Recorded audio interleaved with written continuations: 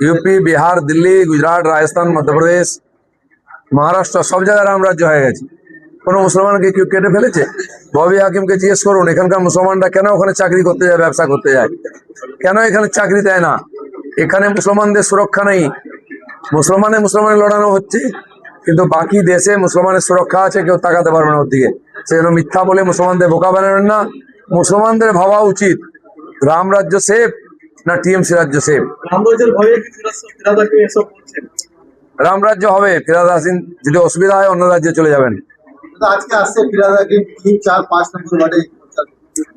সারা খড়গপুর হেঁটে চষে দিলেও গলি গলি টিএমসি কে কেউ ভোট দেবে না। ওদের সঙ্গে যে লোকগুলো ঘুরছে বা ঘুরবে তারাই দিলীপ ঘোষকে জেতাবে।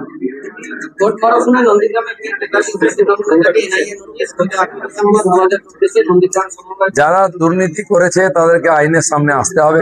এনআইএ, সিবিআই আর সমস্ত এজেন্সি দুর্নীতি তদন্ত করছে, ঠিক সময় ডাক আসবে। তার সঙ্গে রাজনীতি না ইলেকশন কিছু নাই, দুর্নীতির বিচার হবেই। আর বিজেপি এলে বাকি সবকে জেলে ঢুকাবে।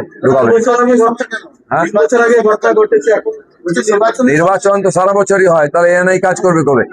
তার সঙ্গে সম্পর্কে কোর্ট জাজমেন্ট দেবে না, বিয়ে করবে না কেউ নির্বাচন বলে, হয় নাকি? যারা বন্দে মাতরম বিরোধী তাদের দেশ ছাড়া উচিত, ক্ষমতায় কড়া আক্রমণ জড়িয়ে।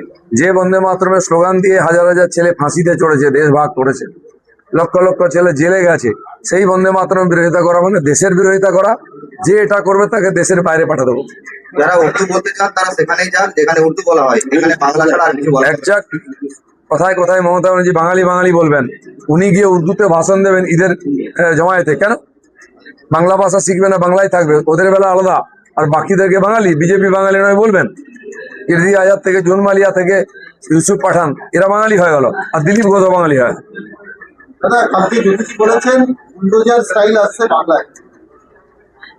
বুলডোজার থেকে আরম্ভ করে যা যা প্রয়োজন শান্তি আনার জন্য, আইন শৃঙ্খলা প্রতিষ্ঠিত করার জন্য, দুর্নীতি বন্ধ করার জন্য বিজেপি ক্ষমতায় এলে সব করবে।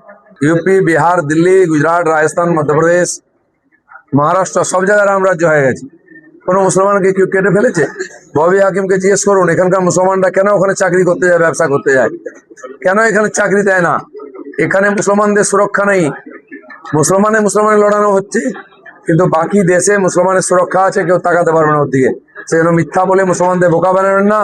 মুসলমানদের ভাবা উচিত রাম রাজ্য সেফ না টিএমসি রাজ্য সেফ। রাম রাজ্য হবে, ফিরাদ হাসিন যদি অসুবিধা হয় অন্য রাজ্যে চলে যাবেন। সারা খড়গপুর হেঁটে চষে দিলেও গলি গলি টিএমসি কে কেউ ভোট দেবে না। ওদের সঙ্গে যে লোকগুলো ঘুরছে বা ঘুরবে তারাই দিলীপ ঘোষকে জেতাবে।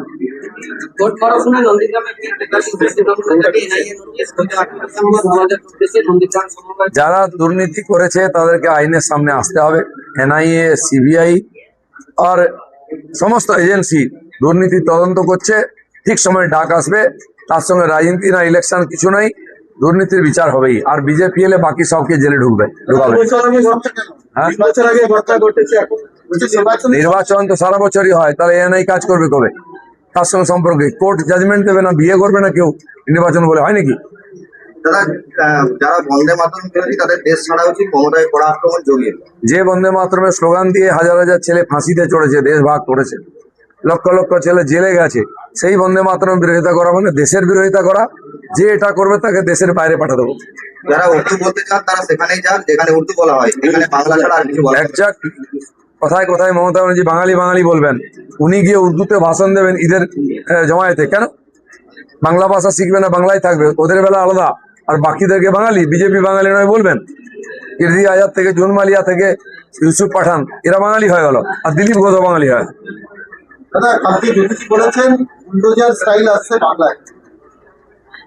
বুলডোজার থেকে আরম্ভ করে যা যা প্রয়োজন শান্তি আনার জন্য, আইন শৃঙ্খলা প্রতিষ্ঠিত করার জন্য, দুর্নীতি বন্ধ করার জন্য বিজেপি ক্ষমতায় এলে সব করবে।